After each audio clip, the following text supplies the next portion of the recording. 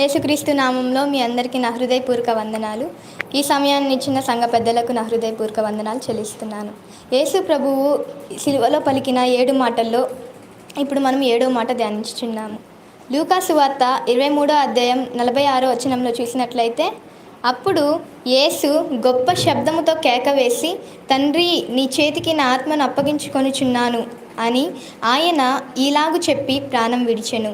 చూసినట్లు యేసు ప్రభు ఇక్కడ ఏమన్నారంటే, తండ్రి, నీ చేతికి నా ఆత్మను అప్పగించుకొనుచున్నాను అన్నాడు. మనం చిన్న ప్రార్థన చేసుకుందాం. మమ్మల్ని ఎంతో మిక్కిలిగా ప్రేమించిన మా ప్రియ పరలోకపు తండ్రి, నాయన యేసయ్య, నీ బంగారు పాదములకు వేలాది వందనాలు, స్తుతులు, స్తోత్రాలు చెల్లించుకుంటున్నాను. నాయన యేసయ్య, ఈ సమయంలో నన్ను ఇక్కడ నిలబెట్టినందుకు నీకే వేలాది వందనాలు, స్తుతులు, స్తోత్రాలయ్యా. నాయన యేసయ్య, నేను చెప్పేది అందరికి అర్థమయ్యేలాగా సహాయం చేయండి. నాకు మంచి తెలివి జ్ఞానాన్ని అనుగ్రహించమని యేసయ్య పరిశుద్ధ నామంలో అడిగి వేడుకుంటున్నాం తండ్రి, ఆమేన్. అప్పగింత అంటే ఏమిటి? అప్పగింత అని మనం ఇక్కడ 5 మాటల్లో చూద్దాం. ఆత్మ దేవునిది. 2వది స్టెఫెను ఆత్మ అప్పగించుట. 3వది ఆత్మహత్య చేసుకోకూడదు. 4వది ప్రభువునందే మృతి చెందాలి. 5వది మన జీవం దాచబడి ఉంది.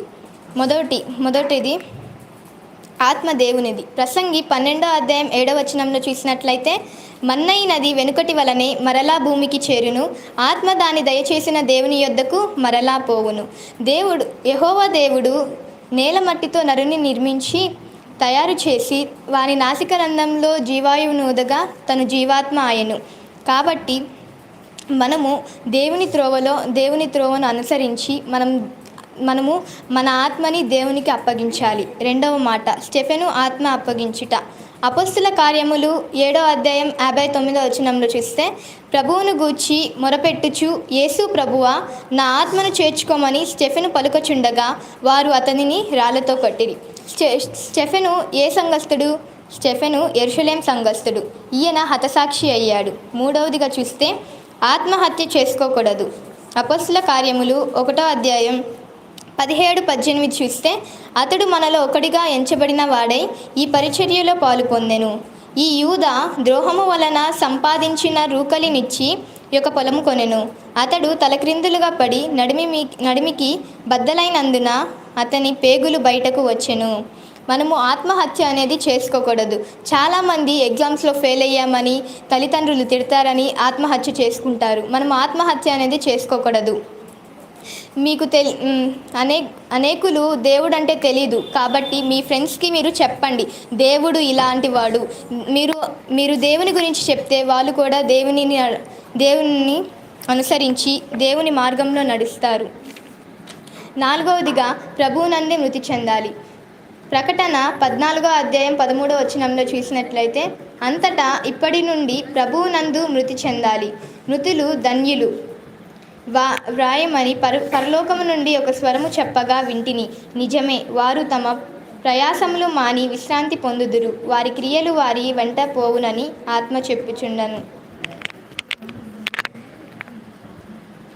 మనము ప్రభు ఎవరో తెలుసుకొని జీవించాలి. మనం ప్రభు ఎవరో తెలియకుండా మనము చనిపోయామంటే మనం నరకానికి వెళ్తాము. మనం ప్రభు ఎవరో తెలుసుకొని ఆయన త్రోవలను అనుసరించి మనం తెలుసుకున్నామంటే దేవుడు ఎవరో మనము ఆయన గురించి తెలుసుకొని మనం పరలోకానికి పోవచ్చు. చాలామంది చాలా దేశాల్లో మనం గమనించినట్లయితే దేవుని సేవకులను దూషిస్తూ వాళ్ళని చంపేస్తూ వాళ్ళని కాల్చేస్తూ చాలా ఇబ్బంది పెడుతున్నారు. అయినా దేవుని సేవకులు ఏమి పట్టించుకోకుండా దేవుని కోసం నా తండ్రి చేయి నేను విడువనని వాళ్ళు దేవుని సేవను కొనసాగిస్తున్నారు. చాలామంది కరోనా టైంలో కరోనా వస్తుందని మనకి తెలియదు కదా, కరోనా వచ్చింది, చాలామంది చనిపోయారు. కొంతమంది దేవుడు అంటే తెలిసి ఉన్నారు, కొంతమంది దేవుడు అంటే తెలియనున్నారు. కాబట్టి దేవుని ఎవరో మనం తెలుసుకొని చనిపోయామంటే మనం పరలోకానికి వెళ్తాము. రీసెంట్గా బ్రెజిల్లో చూసినట్లయితే దేవుని సేవకులు చర్చికి వెళ్తుండగానే వెనక నుండి బండ్లు వేసుకొని వచ్చి వాళ్ళని దూషిస్తూ, మీరెందుకు మాకు దేవుని గురించి చెప్తున్నారు, చెప్పొద్దు అనగానే దేవుడు సేవకులకు ఏమి కాకుండా పై నుండి అగ్ని కురిపించి వాళ్ళని సేవకులని కాపాడారు. చూశారు కదా దేవుని కృప మన మీద ఎంత ఉందో. మనం దేవుడు ఎవరో తెలుసుకొని జీవించాలి. 5వదిగా మనం చూసినట్లయితే మన జీవం దాచబడి ఉంది. కొలసీయులకు రాసిన పత్రిక 3వ అధ్యాయం 3వ వచనంలో చూసినట్లయితే, ఏలయనగా మీరు మృతి పొందితిరి, మీ జీవము క్రీస్తులో కూడా దేవుని యందు దాచబడి ఉంది. ఆదికాండం 2వ అధ్యాయం 7వ వచనంలో చూస్తే, మన ఆత్మ మరలా ప్రభువుకి అప్పగించాలి. ఆత్మహత్య మధ్యలో చేసుకోకూడదు.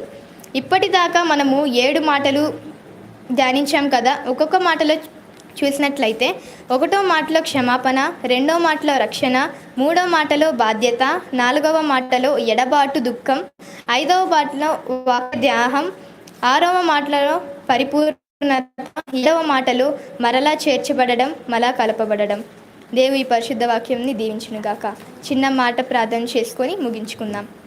మమ్మల్ని ఎంతో మిక్కిలిగా ప్రేమించిన మా ప్రియ పల్లకపు తండ్రి, నాయన యేసయ్య, నీ బంగారు పాదములకు వేలాది వందనాలు స్తోత్రాలు చెల్లించుకుంటున్నాయన.